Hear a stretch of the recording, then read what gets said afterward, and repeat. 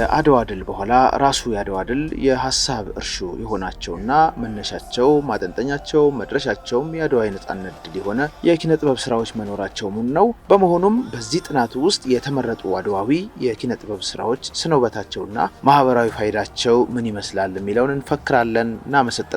በመሰናዶ ዋነኛ ተግባርም ይሄ ይሆናል ማለት ነው። ለዚህኛው ውይይታችን የቴዲ አፍሮን የጥቁር ሰው የተሰኘ መነሻ ማጠንጠኛና መድረሻውን ምንነት እናጠይቃለን እንፈክራለን ማለት ነው። የጥቁር ሰው ዘፈን መነሻ ማጠንጠኛና መድረሻ ምንድነው? ቴዎድሮስ ካሳሁን በጥቁር ሰው አልበሙ ጥቁር ሰው በተሰኘው ዘፈኑ ምንድነው እያለን ያለው? መነሻውን ያደረገው ምንድነው? ማጠንጠኛው ምንድነው? መድረሻውስ ምንድነው እያለን ያለው የሚለውን ነገር ቀጥለን እናያለን ማለት ነው። እንግዲህ እንደ መነሻ ስናየው የዚህ ስራ መነሻ የአድዋ ድል መሆኑን ዘፈኑን ለሚሰማ ሁሉ አለ የማይባል ሐቅ ሆኖ እናገኘዋለን። ከዘፈኑ መጠሪያ ስያሜ ስንነሳ ጥቁር ሰው የሚል መሆኑንም ልብ ይሏል። መነሻው አድዋ ነው ካልን እዚህ ላይ ታዲያ ጥቁር ሰው ምን አመጣው የሚል ጥያቄ ሊያጭርብን ይችላል። አዎ አድዋ በጥቁሮች ምድር ላይ በጥቁር መሪ በጥቁር ሕዝብ ቆራጥነትና አንድነት ለሉዓላዊነትና ለህልውና ሲባል በአጥንትና ደም በሞት መስዋዕትነት የተገኘና የጥቁሮችን እንደ ሰው የመቆጠርን የነጻነት ችቦ የለኮሰ እንዲሁም የጥቁሮች የበላይነን ያሉ ወራሪ ነጮችን ቅስም ለአንድና ለመጨረሻ ጊዜ ያደቀቀ የጥቁሮች ነጻነት ድልና ገድል መሆኑን እንገነዘባለን ማለት ነው። በዚህ ጥቁር ሰው ዘፈን ውስጥ ወይራውም ጥቁር ሰው ሲል ጥቁርነት የኩራትና የጀግንነት የውበት መለኪያ መሆኑንም በስሙና በቀለሙ ብቻ ሳይሆን በግብሩም ጭምር የተመሰከረለት መሆኑን ያስገነዝበናል። አያይዞም ምኒልክ ጥቁር ሰው ይለናል። የኢትዮጵያ ዘመናዊ አባት የተሰኙት ተወዳጁና ብልሁ ንጉስ እምዬ ምኒልክን ትዕምርታዊ በሆነ መልኩ ከጥቁር ህዝብ የተገኙ ጥቁር ክንደ ነበልባል መሪ መሆናቸውን ያጸናልናል። አንድም የአጼ ምኒልክ መልክ ጥቁር ነው እያለን ሲሆን ይህንኑ የአጼ ምኒልክን መልክ በተመለከተ አምባቸው ከበደ ዩሌጽን በመግለጽ በዘመኑ ከነበሩ ጸሐፍት የተገኘውን መረጃ እንደዚህ እንመለከተዋለን። ከንጉሱ ጋር ለጥቂት ጊዜ የተገናኘ ሰው ወዲያውኑ በቁመናቸው ይማረካል። ፈንጣጣ በጥቂቱ የበላውን በጣም ጥቁር ፊታቸውን ሽበት ጣል ያደረገበት ጺም ሸፍኖታል። ብልህና ንቁ አይኖቻቸውና ልብ የሚማረከው ፈገግታቸው ስለ ንጉሱ በመጀመሪያ የተሰማችውን ስሜት የሚያጠናክሩላችሁ ሲሆን ግርማ ሞገስና ኩራት የተላበሰው ቁመናቸውም የምትገኙት በኢትዮጵያዊው ንጉሠ ነገሥት ፊት መሆኑን እንዳትረሱ ያደርጋችኋል በማለት ነው። አንድም የድሉ ባለቤት ነጭ ሳይሆን ጥቁር መሆኑን አስረግጦ ይነግረናል። ይህም ሳያዩ ለማያምኑ ለነጠርጣሬ በየዘመኑ ላሉና ወደፊትም ለሚመጡ ቶማሳውያን እስከ አፍንጫቸው የታጠቁትን ነጮች ያንበረከከው ነጭ ሳይሆን የጥቁር ልጆች ሁሉ የነጻነት ተምሳሌቱ ጥቁሩ አጼ ምኒልክ መሆኑን ደጋግሞ ያስታውሰናል። እንግዲህ ጥቁርነት በዚያ ዘመንና አሁንም በነጮቹ ዘንድ የተናቀ የተጠላ የአውሬ እንጂ እንደ ሰው የማይቆጠር የሰው መልክ እንዳልሆነ የባርነት መገለጫ ተደርጎ ይታመናል። እምነታቸውን በተግባር ለመግለጽ ብዙ ርቀት ተጉዘዋል። ጥቁርን ለማጥፋት የቻሉትን ሁሉ አድርገዋል። ይህ የምናውቀው እውነት ነው። ዛሬም የተለያዩ ቦታዎች ላይ የምናስተውለው ሀቅ ነው። በታላቁ መጽሐፍ ቅዱስ መኃልየ ዘሰሎሞን ምዕራፍ 1 ቁጥር 5 ላይ ጠቢቡ ሰለሞን ስለ ጥቁርነት እንዲህ ይለናል። እናንተ የኢየሩሳሌም ቆነጃጅት ሆይ እኔ ጥቁር ነኝ፣ ነገር ግን ውብ ነኝ ይለናል። ቴዲም ጥቁር ሰው ሲለን ይህንኑ እያጸናልን መሆኑን ለመረዳት ያስችለናል። አዎ ጥቁር ነን። ጥቁርነትም ውበት ነው።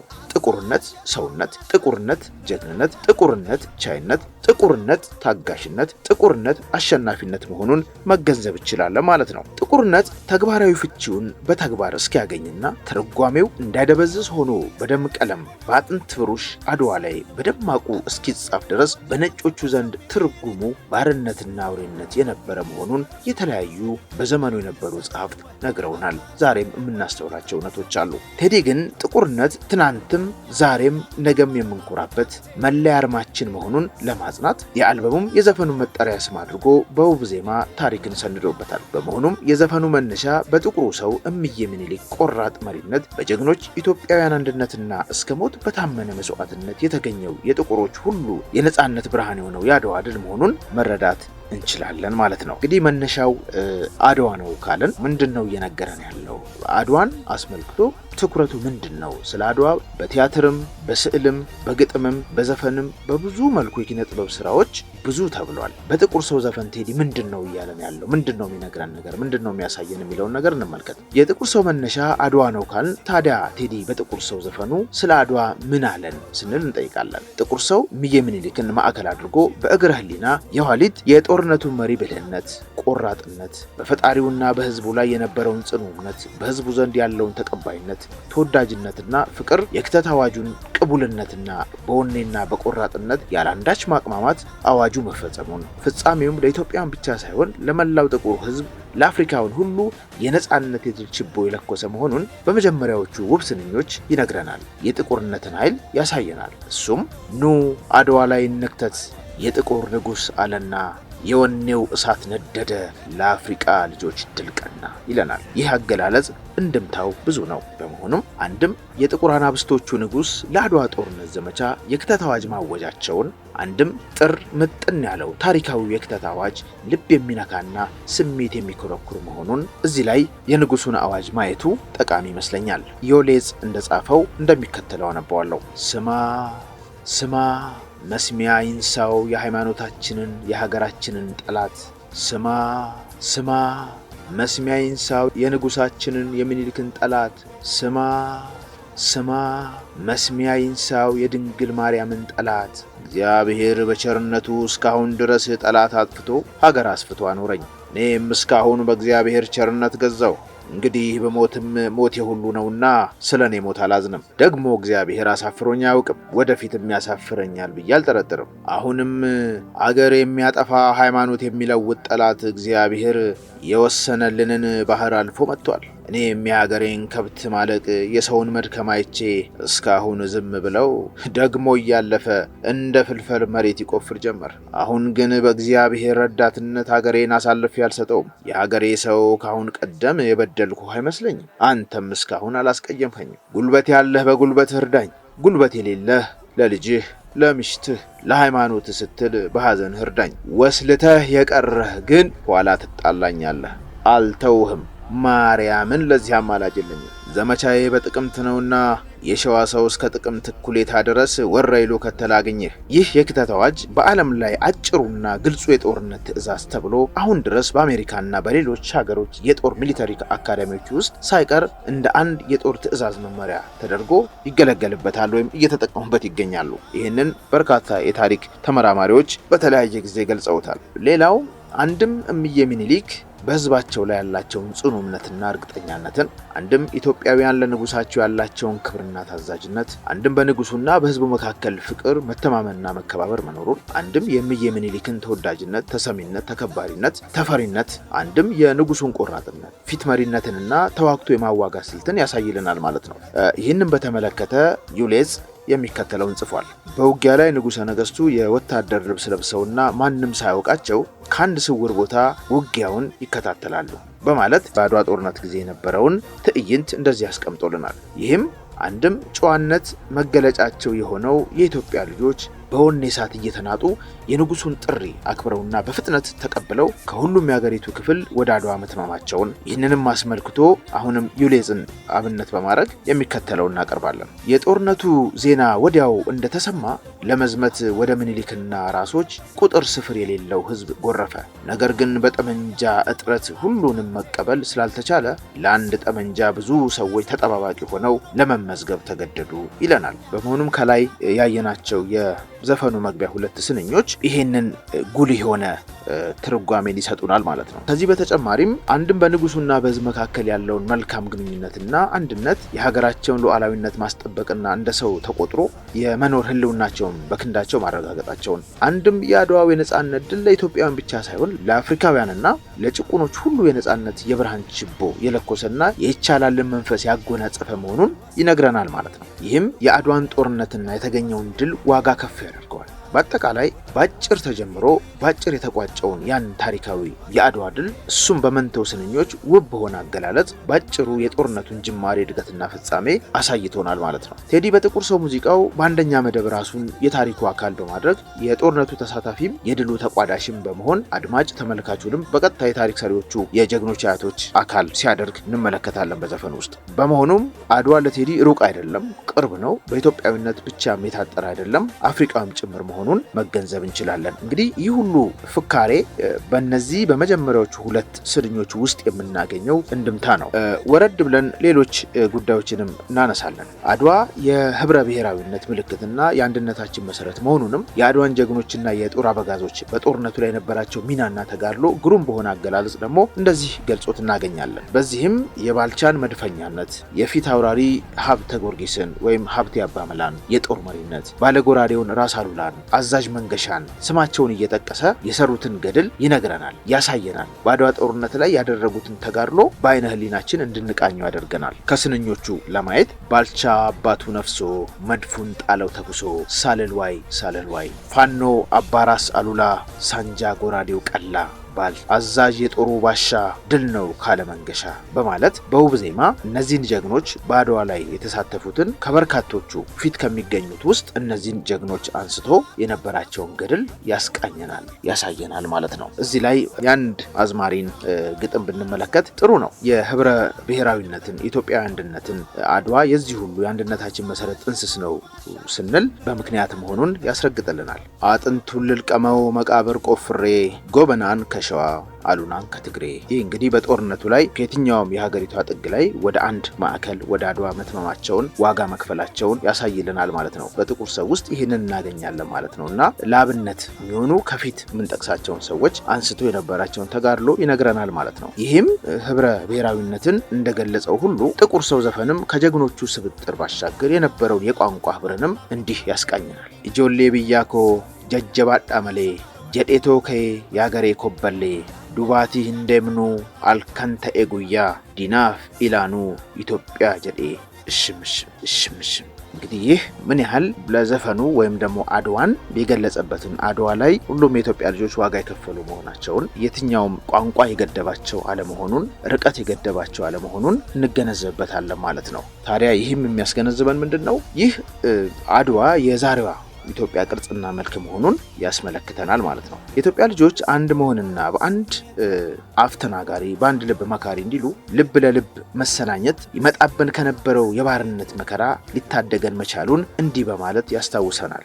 ሳልልዋይ ሳልልዋይ ሳልልዋይ ሳልልዋይ፣ እነዚህ ጀግኖች ባይኖሩ፣ ጥሩ መሪ ባይኖር፣ አድዋ ላይ ነፃነታችንን ባናገኝ፣ ድል ባንቀዳጅ ኖሮ ጣሊያን እንዳቀደው እንዳሰበው ገዝቶን ቢሆን ኖሮ በባርነት ውስጥ በዋይታ ውስጥ በመከራ ውስጥ ልንኖር እንችል እንደነበረ ይነግረናል። ስለዚህ ዋይታችንን ባጭሩ የገቱልን በእንጭጭ ያስቀሩልን እነዚህ ጀግኖች መሆናቸውን ዋይ ሳልል በማለት አበክሮ ይነግረናል ማለት ነው። ይህም አንድም የኢትዮጵያ ልጆች ባይኖሩን ኖሮ ጣሊያን በእኛ ላይ ሊያደርስብን የሚችለውን ግፍ፣ የባርነት ግዞት፣ መከራና አሳር፣ ወዮታ ሁሉ አድዋ ላይ እንዳስቀሩልንና ዛሬ በነፃነት አንገታችንን ቀና አድርገን እንድንሄድ እንዳስቻሉን ይነግረናል። ይህ ባይሆን ኖሮ አዝማሪው እንዳለው ምኒልክ ተወልዶ ባነሳ ጋሻ ግብሩ እንቁላል ነበር። ይህን ጊዜ አበሻ እንደተባለው መልካችን፣ አኗኗራችን፣ አስተሳሰባችን፣ ማንነታችን ሌላ መልክ ሌላ ቅርጽ ይኖረው እንደነበረ የሌሎቹን ቅኝ ተገዢዎች በማየት መረዳት እንችላለን። እንግዲህ እንድምታው በዚህ ብቻ የሚያበቃ ሳይሆን አንድም በባርነት ተይዘን በግፍ ሳንማቅቅ ከማንነታችን ሳንፋታ ሳንዋረድ ለመኖራችን ዋስትና የሆኑንን እንደነ ባልቻ አባ ነፍሶ፣ ፊት አውራሪ ሀብቴ አባመላ፣ ራስ አሉላን፣ አዛዥ መንገሻን፣ እቴጌ ጣይቱን የነበራቸውን ሮል የነበራቸውን ሚና የነበራቸውን ህብረት ይገልጽልናል ማለት ነው። እዚህ አድዋ ድል ዝም ብሎ የመጣ ሳይሆን ዋጋ የተከፈለለት መሆኑን በየዘመኑ የሚመጣው ትውልድ እንዲገነዘበው እንዲያስተውለው የሚያደርግ ጉልበት ያለው ስራ መሆኑን ከዚህ መረዳት እንችላለን። ስለዚህ ቴዲ ምንድነው እያለን ያለው ለውን የህብረታችን ውጤት የአንድነታችን ማሳያ ነፃ የወጣንበት ብቻ ሳይሆን ለሌሎች ሁሉ የተረፍንበት መሆኑን ያስገነዝበናል ማለት ነው። እንዲሁም በሚቀጥሉ ስንኞች በጦርነት አውዱ ውስጥ ሁሉን ማየትና ማስተዋል አዳጋች መሆኑንና በቀጥታ የአይን ምስክር መሆን ባይቻልም ኢትዮጵያዊ ልቡ ጀግና መንፈሱም ጽኑ መሆኑን ይነግረናል። ኢትዮጵያውያን የተመሰከረላቸው ጀግኖች ጦረኞች መሆናቸውን ምናልባት ክንዳችንን ቀምሰው ላላዩ ይሄ ላልተገለጠላቸው ወይም የሚጠራጠሩ ካሉ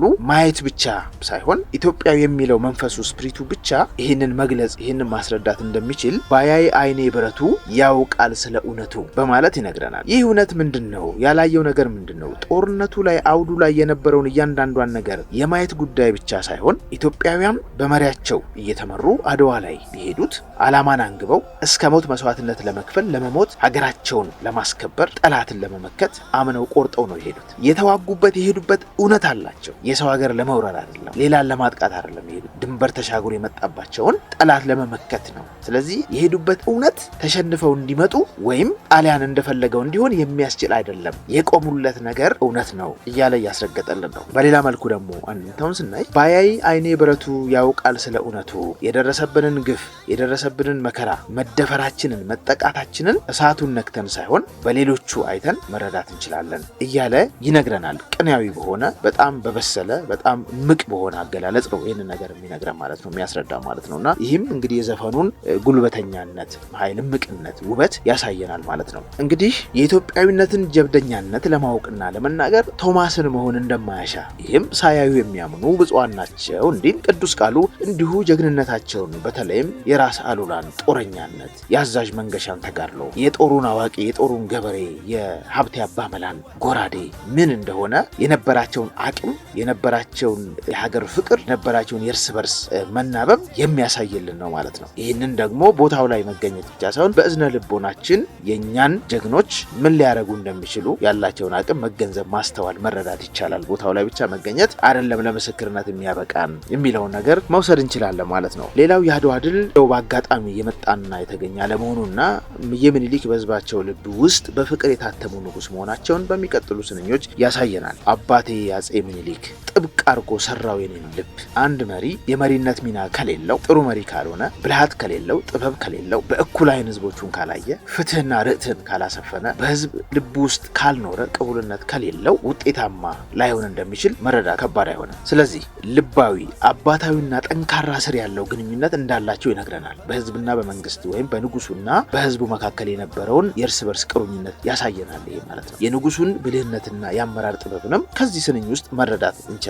ይህ የሚያሳየን ንጉሱ እምዬ ምኒልክ ህዝባቸውን እንዴት እንደሚወዱና እንደሚወደዱ፣ እንዴት በስርዓት በክብር በፍቅርና በብልሃት እንደሚያስተዳድሩት ወይም እንዳስተዳደሩት፣ እንዲሁም ንጹህ፣ ጽኑ፣ ጀግና፣ ቆራጥና አስተዋይ ልብ ያለው ህዝብ መገንባት መቻላቸውን እንገነዘባለን ማለት ነው። የጸና ልብ ያለው እውነተኛ ልብ ያለው መቼ፣ እንዴት፣ ለምን ለሀገሩ መቆም እንዳለበት የሚያቀን ህዝብ መስራት ቀላል አይደለም። ለዛም ነው አባቴ አፄ ምኒልክ ጥብቅ አርጎ ሰራው የኔን ልብ ይለናል። በአባታዊነት በመሪነት በአለቃነት በገዥነት ሳይሆን በመሪነት በአባትነት መንፈስ ህዝቡን እንዴት ያስተዳድሩት እንደነበረና እንዴት ልባዊ የሆነ ትስስር እንደነበራቸው ከዚህ መገንዘብ እንችላለን ማለት ነው። ሌላው እንግዲህ አፄ ምኒልክ አዋጅ መንገራቸው አዋጁ እጥር ምጥን ያለ ልመና ያለው አባታዊነት ያለው ፍቅር ያለው ትህትና ያለው የደረሰብንን ሀገራዊ ችግር የሚያስረዳ ሀገር ሉዓላዊነት ዘመቻ ላይ ማን መሳተፍ እንደሚችል ችግር ያለ አቅም የሌለው ደግሞ በጸሎቱ መራዳት እንደሚገባው የሁሉም ዜጋ የሁሉም ሰው ተሳትፎ የሚያስፈልገው መሆኑን ይህ ሳይሆን ከቀረና እየቻለ ለሀገሩ ቅድሚያ ያልሰጠ ሰው ግን ቅጣት እንደሚያገኘው የገለጸ ትዕዛዝ ነው፣ አዋጅ ነው። እሱ ብቻ አይደለም። ይህንን ተከትለው ከላይ እንዳየነው ብዙ ጀግኖች ተዋድቀዋል፣ መስዋዕትነት ከፍለዋል። ይህ ግን በእነሱ ብቻ እንዳልሆነ በታሪክ የምናውቀውን እውነት እንደዚህ ውህብ በሆነ ገላለጽ በቴዲ ዘፈን ውስጥ እናገኘዋለን። ጊዮርጊስ ፈረሱ ቆሞ ሳይ ድል ቀናኝ ሳልልዋይ አባቴ ወኔውን ተኩሰው ምኒልክ ጥቁር ሰው ይለናል። ይህ የአድዋ ድል መንፈሳዊ ተራዳኢነት ያለው መሆኑን በእምነት የተጀመረ በእምነት የተከናወነ በእምነት የተፈጸመ መሆኑን የቅዱስ ጊዮርጊስ ታቦት አድዋ ድረስ አብሮ መዝመቱ ብቻ ሳይሆን በጦርነቱ ላይ ሲዋጋ ሁሉ የታየ መሆኑን ይነግረናል ማለት ነው። ይህ እንግዲህ የሚያሳየን ምንድነው? መከራና ሳሩ ሳይበዛ ያለምንም ዘመናዊ መሳሪያ በባህላዊና ኋላ ቀር በሆነ መሳሪያ ብቻ ባለጊዜ ነኝ ያለውን የጣሊያን ጦር መግጠም እንኳን በእውን በህልም የሚታለም ባይሆንም በአድዋ ጦርነት የማይሆነው ሆኗል። ታሪክ ተቀይሯል። ይህ ሆነው አማኝ ህዝብ፣ ጨዋ ህዝብ፣ ቆራጥ ህዝብ፣ እምነት ያለው መንፈሳዊነት ያለው ህዝብ የሚያምነውን ያድነኛል ብሎ የሚተማመንበትን አጋዡን ይዞ በመሄዱ በጦርነቱ ላይ የነበረውን ተሳትፎ የነበረውን ተራዳኢነት መገንዘብ ይቻላል፣ ማየት ይቻላል ማለት ነው። ሌላው የአድዋ ድል ምንጭ እምነት፣ ጽናት፣ ፍቅርና አንድነት መሆኑን የዚህ ሁሉ ድምድማቱና የድሉ ጉልላት ደግሞ አብሮ የዘመተው የቅዱስ ጊዮርጊስ ተራዳኢነት መሆኑን በቅኔያዊ ስንኞቹ እንገነዘባለን ማለት ነው። ይህንን ገለጻ በሌላ መልኩ ስናየው በተለይ የዚህ የክተት አዋጁ እንድምታው በጣም ብዙ ነው። ይህም ምንድነው? የእምዬ ምኒልክ የክተት አዋጅ ዘርፈ ብዙ፣ መልከ ብዙ፣ ግብረ ብዙ መሆኑን እንገነዘባለን። ይህ ዘፈን በጣም ብዙ ነገር ነው የሚነግረን። ከስንኝ በላይ ነው። ውስጣዊ ትርጓሜው በጣም ብዙ ነገር ነው የሚያሳየን። በመሆኑም አንድም ንጉሱ ግንባር ቀደም የአድዋ ተጓዥ መሆናቸውን ኑ እንሂድ ብለው ቀድመው መርተው የተጓዙ መሆናቸውን ያሳየናል። አንድም ተዋግቶ አዋጊነታቸውን ይነግረናል። ቁጭ ብለው ትዕዛዝ የመስጠት ሳይሆን አንዱ አካል ሆነው ከፊት ቀድመው ራሳቸው እየተዋጉ የሚያዋጉ መሪ መሆናቸውን፣ አንድም አባታዊነታቸውን እንረዳበታለን። መንፈሱ የአባታዊነት መንፈስ ያ ቅርበትን፣ መተማመንን፣ መከባበርን፣ መዋደድን ያሳይልናል። አንድም ጥሪያቸው በመሐላ ጭምር የታሰረ መሆኑን እንገነዘባለን። ያ መንፈሳዊነት አለው፣ እምነት አለው። መሐላ ደግሞ በሀገራችን ባህል ምን ያህል ትልቅ ቦታ እንደሚሰጠው ሁላችንም የምንገነዘበው ነው። ስለዚህ ይህ አንድም መንፈሳዊነታቸውን ያሳይልናል፣ አንድም አዋጁ ሕዝብ ዘንድ የነበረውን ቅቡልነትም ያሳይልናልና በአንድ ጥሪ ነው ያ ሁሉ ሕዝብ የተመመው መሳሪያ እስኪያጠረው ድረስ ለአንድ መሳሪያ በጣም በርካታ ሰው እየተመዘገበ ለሀገሩ ለመዋደቅ ጥረት የተነሳው ምንም አይነት ጫና ሳይደረግበት በአንድ የአዋጅ ክስተት ጥሪ መሆኑን ልብ ይሏል። ሌላው አንድም የህዝባቸውን ታዛዥነት፣ ህዝቡ ለመሪው ያለውን ክብርና ፍቅር የምንረዳው አንዱም በዚህ ነው። በአንድ ጥሪ ነው እሽታውን የሰጠው ወይም ታዛዥነቱን የገለጸው ያሳየው ማለት ነው። ሌላው አንድም አዋጁን ሰምቶ የሚቀር ቢኖር በንጉሱ እንደሚቀጣና በምንም አይነት አማላጅ ምህረት ሊያገኝ እንደማይችል በመሐላ ማርያምን ለዚህ አማላጅ የለኝም በማለት ማሳወቃቸው ምን ያህል ጠንካራ መሆኑንና ጉዳዩ ትልቅ መሆኑን ህዝቡ እንዲገነዘብ አስችሎታል ብለን እናምናለን። አንድም የንጉሱን የክተት አዋጅ ጥሪ ህዝቡ መቀበሉንና የክተት አዋጁ ሰሚ ጆሮ ባያገኝ ሊደርስብን የሚችለውን ዋይታና መከራም ይገልጽልናል። ይሄ ማለት ነው ንጉሱ በህዝብ ዘንድ ተቀባይነት ባይኖራቸው ያወጁትን የክተት አዋጅ ህዝቡ ባያደምጥ፣ ባይቀበል፣ ባይታዘዝ፣ ለሀገሩ መስዋዕትነት ለመሆን ዝግጁ ባይሆን ጣሊያን ያሰበውን ነገር ማድረግ ይችል ነበረ።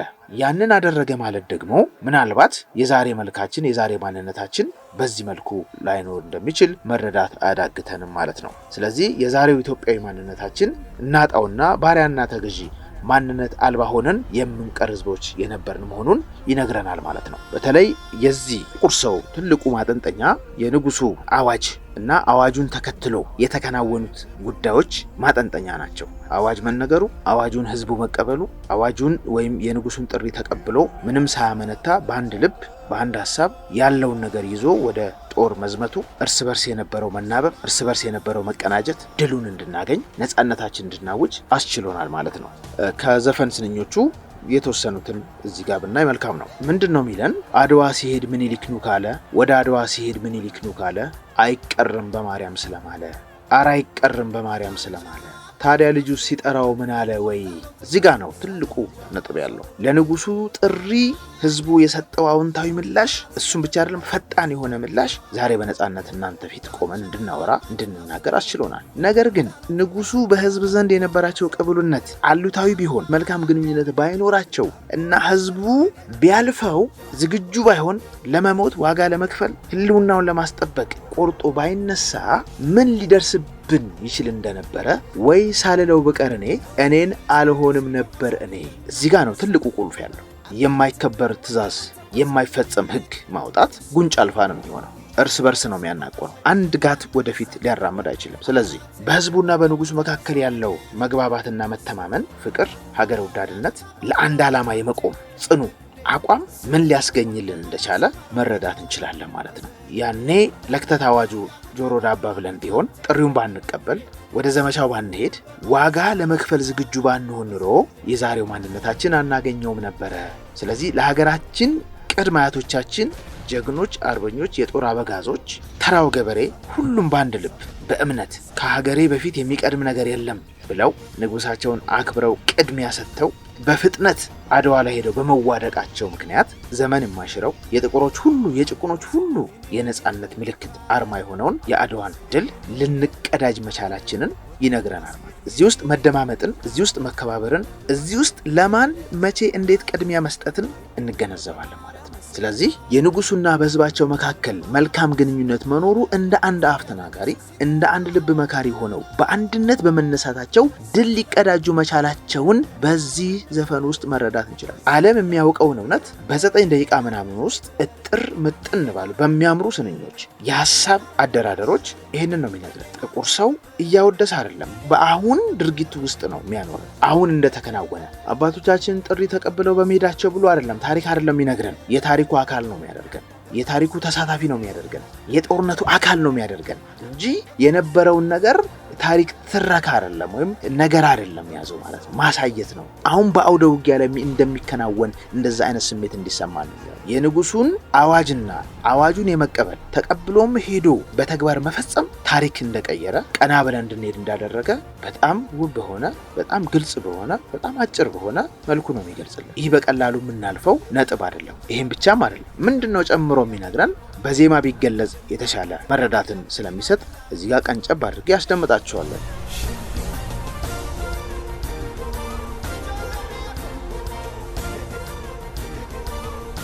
እንግዲህ የሰማነውን ሆ የሚለውን ዜማ ቀፎው እንደተነካ የንብ ሰራዊት ሆ ብለው ግልብጥ ብለው ሁሉም ያቀሙን እኔ እንትን የለኝም መሳሪያ የለኝም ሳይሉ ያላቸውን ነገር ይዘው ወንድ ሴቱ ሳይቀር ጉልበት ያለው በጉልበቱ ጦር ያለው በጦሩ ጋሻ ያለው ጋሻውን ይሆናል ይበጃል የሚሉትን ነገር የመንፈስ ስንቅ ጭምር ይዘው ሆ ብለው መሄዳቸውን ያሳያል። ተነጣጥለው አለመሄዳቸውን እናያለን። እንደ አጀብ ሲዋደቁም የነበሩት አንዱ ባንዱ ላይ እየተደራረቡ መሆኑን ታሪክ ይነግረናል። ሆታ የደስታ ምልክት መሆኑን እናገኘዋለን። ደስ ብሏቸው እየጨፈሩ ሆ እያሉ እየተመሙ ወደ ሰርግ እንደሚሄዱ ወደ ጦርነት ሲሄዱ በጣም ደስ ብሏቸው በፍቃደኝነት በደስታ ሊሞቱ እንደሆነ እያወቁ ነገር ግን ሆ ብለው ተመው መሄዳቸውን እንገነዘባለን። ስለዚህ ይሄንን ትዕይንት ነው በአይነ ህሊናችን እንድናየው የሚያደርገን ማለት ነው። የሙዚቃ ቪዲዮውን ደግሞ ስታዩት እንዴት ውብ ተደርጎ እንደተሰራ የበለጠ መረዳት ይቻላል። ይህ ዜማ ህብረትን፣ በጋራ መትመምን፣ አንድነትን የሚያሳይ ሲሆን ከዳር እስከ ዳር ሆ ብሎ ወደ አድዋ የተመመውን የኢትዮጵያን ሰራዊት የሚገልጽ ነው እናገኛለን። መከፋፈል፣ መነጣጠል፣ ኋላ መቅረት አልነበረው። አንድነት ኃይል ነው፣ አንድነት ጉልበት ነው፣ አንድነት ራሱ ድል ነው የሚባለው ለዚህ ጭምር ነው። አንድ በመሆናቸው አንድነታቸውን አስጠብቀዋል። እዚህ ላይ የህዝቡ አንድ መሆን ብቻ ሳይሆን በጥቁር ሰው ውስጥ የምናገኘው በእምዬ ምኒልክና ወይም በአጼ ምኒልክና በእቴጌ ጣይቱ መካከል ያለውን መናበብ፣ ያለውን መከባበር፣ ያለውን አንድነት እንገነዘባለን። ልክ ንጉሱ ህዝቡን በአንድ ቃል ተነስ እንሂድ ብለው ሲሉት እንደተነሳው ሁሉ ህዝብ ለሳቸው ጆሮ እንደሰጣቸው እንዳደመጣቸው ሁሉ የጦርነት ዝግጅቱ ላይና በጦርነቱ ወቅት ላይ ወደ ጦርነት ልንገባ በቋፍ ባለንበት ጊዜ የውጫሌ 17ን ከጣሊያኖቹ ጋር በነበረው ክርክር ውይይት ምን ያህል ቀዳሚ ምን ያህል ትንታግና ትጉ እንደነበረች ታሪክ ይነግረናል። ይህንን ጥቁር ሰው በዚህ መልኩ ነው የገለጸው። የቀፎ ንብ ሲቆጣ ስሜቱ ከፊት ሆና መራችው ንግስቱ። በንቦች ዓለም የንግስቷ ሚና ምን እንደሆነ ሁላችሁም ትገነዘቡታላችሁ። ይህንን ነው እንግዲህ ሜታፎሪክ በሆነ መልኩ የሚገልጽልን። በአድዋ ጦርነት ላይ እቴጌ ጣይቱ የነበራቸው ሚና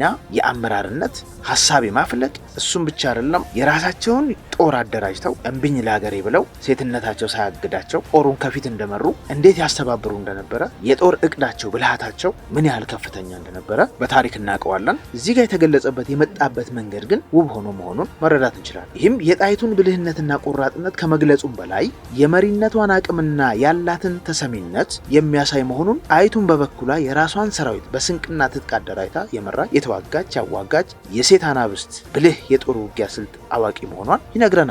በእነዚህ መንቶ ስንኞች ብቻ ማለት የቀፎ ንብ ሲቆጣ ስሜቱ ከፊት ሆና መራችው ንግስቱ። እቴጌ ጣይቱን በተመለከተ የታሪክ ጸሐፊዎች ያሉትን እንመልከት። ንግስቷ እንዴት ያሉ ጠንካራና ቆራጥ ሴት እንደሆኑ ለማሳየት በአድዋ ጦርነት ላይ የመጀመሪያውን ተኩስ በጀነራል አልቤርቶኒ መስመር ላይ የከፈቱት እቴጌዋ ራሳቸው ቦታ ያስያዟቸውና በዚህ ደም አፋሳሽ ጦርነት ላይ አስተኳሽ ሆነው የመረጧቸው 6 የግላቸው መድፎች ናቸው። አንድ አባባል አለ፣ ሴት ልጅ የጀርባ አጥንት ነች። እዚህ ጋር ከጀርባ አጥንትነት በላይ ፊት ለፊት ገጥማ የወጋች ያዋጋች ጦሩን የመራች ብልህ እና ቆራጥ ጀግና ንግስት መሆኗን መረዳት እንችላለን። ይሄ ብቻ አይደለም፣ ይህንን ነጥብ የሚያሳይ ሌላም እንድምታ አለው። ከፊት ሆና መራችው ንግስቱ ሲለን ለመምራትና ለመመራት የነባቢተ ነፍስ ስምረት ያስፈልጋል፣ መግባባት ያስፈልጋል፣ እምነት ያስፈልጋል። መሪው በተመሪው ላይ ተመሪው በመሪው ላይ እምነት መጣል አለበት። ተግባቦትን ይፈልጋል። ይህንን ተግባቦት እናያለን ማለት ነው። ለአንድ ዓላማ መቆማቸውን፣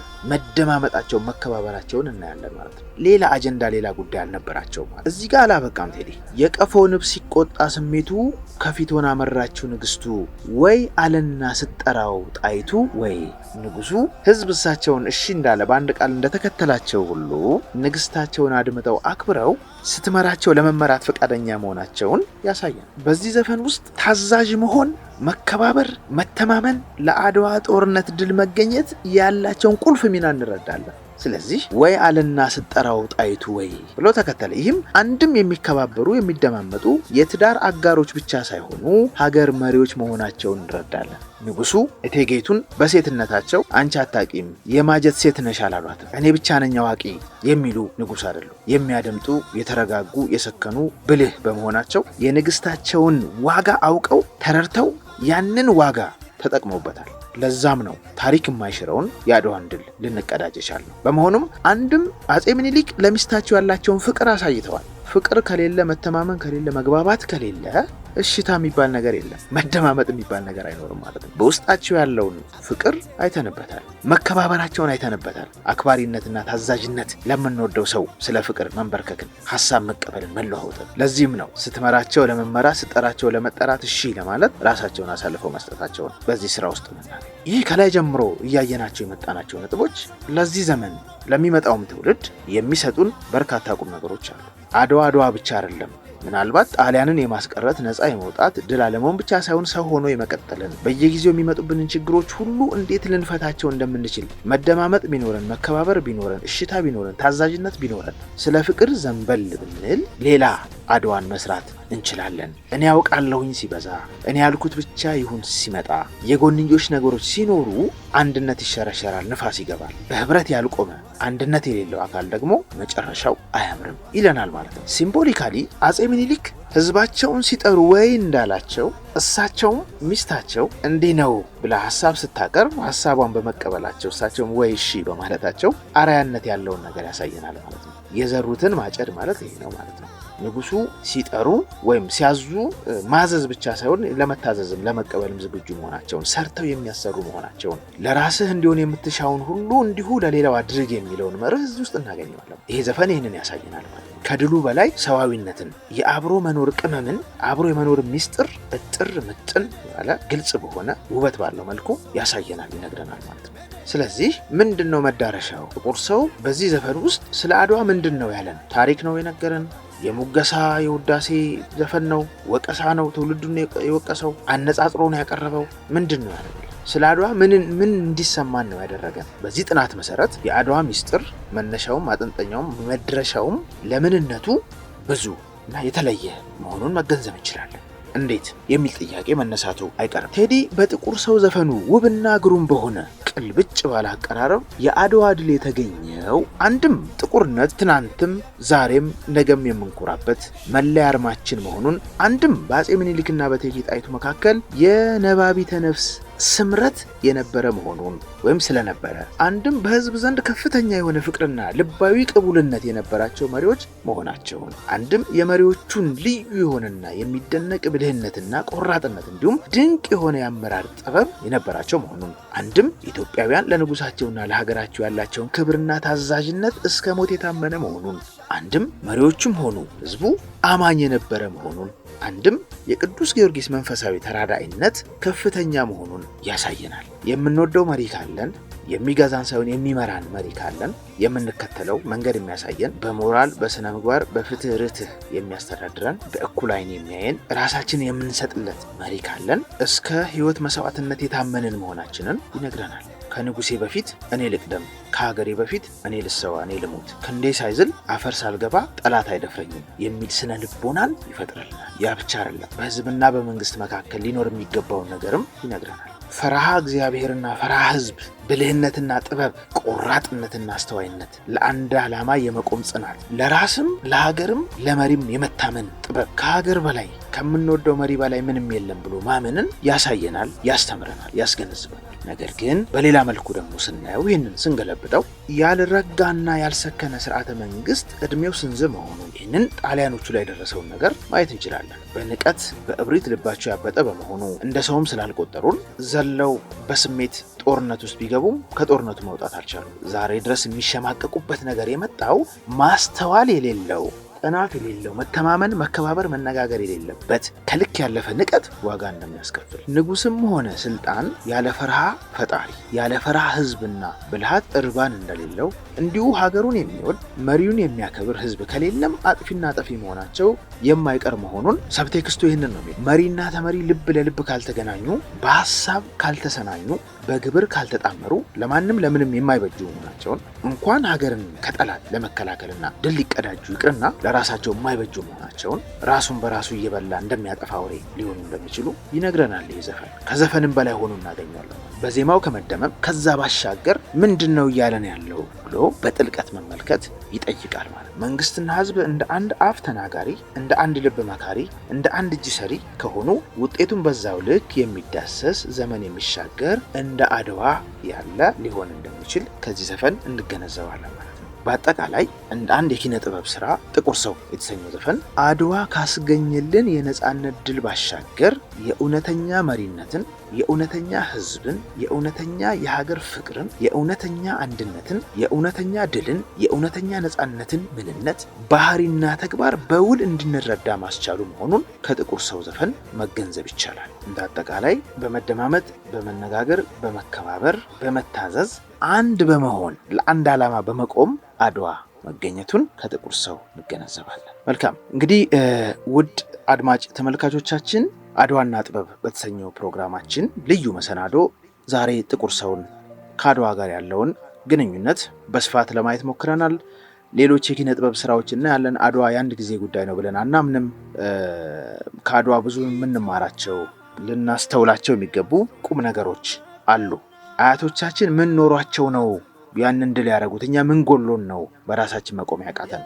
የሚሉትን ነገሮች ለማጠየቅ ታሪካችንን በውል ለመረዳት ለማስተዋል እንዲረዳን በተለይ የኪነ ጥበብ ስራዎች ያላቸው ሚና ከፍተኛ እንደሆነ እናምናለን። በርካታ ስራዎች በስፋት ህዝብ የሚያውቃቸውም በተወሰነ ደረጃ የሚታወቁም የተለያዩ የኪነ ጥበብ ስራዎች አሉ። በቀጣይም የተመረጡ የኪነ ጥበብ ስራዎችን ስለ አድዋ ምን አሉን፣ ምንድነው የነገሩን፣ እንዴት ነው የገለጹት የሚሉትን ነገሮች እያነሳን አብረን ቆይታ እናደርጋለን። የተዘጋጀላችሁ መሰናዶ እዚህ ላይ ያበቃል። በመጨረሻም እኛም የራሳችንን አድዋ የራሳችንን ታሪክ እንስራ፣ ልጆቻችንን በስነ ምግባር አንጸን ታሪካቸውን፣ ባህላቸውን፣ ማንነታቸውን፣ ሀገራቸውን የሚያውቁ ለነገ ሀገር ተረካቢ የሚሆኑ ልጆችን እናፍራ እንላለን። ስለተከታተላችሁን ስለነበረን ቆይታ እጅግ በጣም አድርገን እናመሰግናለን። ይህንን ፕሮግራም ተወዱታላችሁ ብለን እናምናለን። በመሆኑም ሰብስክራይብ፣ ሼር፣ ኮሜንት፣ ላይክ በማድረግ ለሌሎች ወዳጆች እንዲደርሱ የእናንተ ማስተዋጽኦ ከፍተኛ ስለሆነ ይህንን እንደምታደርጉ ተስፋ እናደርጋለን። በሌሎች የመርሃ ጥበብ ፕሮግራሞቻችን ወደፊት እንቀጥላለን። ለዛሬው ግን በዚህ እናበቃለን። መልካም ጊዜ ይሁንላችሁ።